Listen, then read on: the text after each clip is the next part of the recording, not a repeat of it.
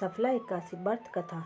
एक बार महिषवान नामक एक राजा चंपावती नगरी में रहता था। वैसे तो उसके 4 पुत्र थे, परंतु उसका ज्येष्ठ पुत्र लुम्पक दुराचारी था। वह मदिरापान, वैश्यगामी आदि पाप कर्म करता था। वो हमेशा ही ब्राह्मण, भगवान, संत, भक्त आदि का अपमान करता था एवं उन्हें परेशान करता था। इन सब बातों का पता लगने पर राजा ने उसे अपनी संपत्ति एवं महल से बेदखल कर दिया, जिसके कारण उसने अपना पेट पालने के लिए चोरी करना शुरू कर दिया।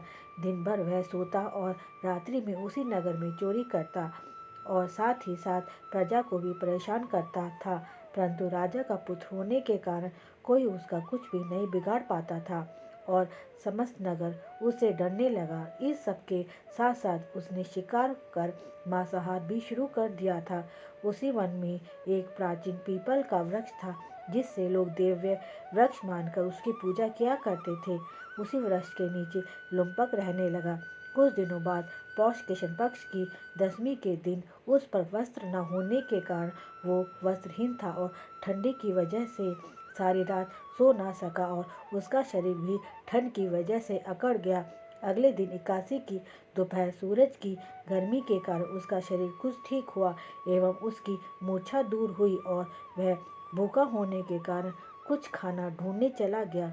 कमजोर होने के कारण वह शिकार नहीं कर सकता था, अतः अपने पेड़ के नीचे गिरे फल लेकर वापस पीपल के नीचे आ गया।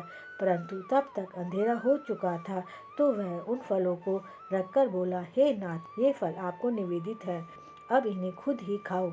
उस रात भी उसे नींद नहीं आई और उसने अपने द्वारा किए गए सभी पापों के बारे में सोचा, जिससे उसे ग्लानि हुई और उसने भगवान से माफ़ी मांगी। उसके द्वारा अनजाने में किए गए निष्काम उपवास एवं पछतावे से श्री हरि को प्रसन्नता हुई और उन्होंने उसके समस्त पापों को क्षण भर में ही नष्ट कर दिया। और उसी समय आकाशवाणी हुई कि हे लुम्पक, तुम्हारे व्रत से खुश होकर श्री हरि ने तेरे सारे पाप नष्ट कर दिए हैं। अब तुम अपने राजमहल जाओ, अपने पिता को आराम देकर राजा का पद संभालो। यह सुनकर लुम्पक भगवान की जय बोलता हुआ वहां से अपने राज्य वापस चला गया।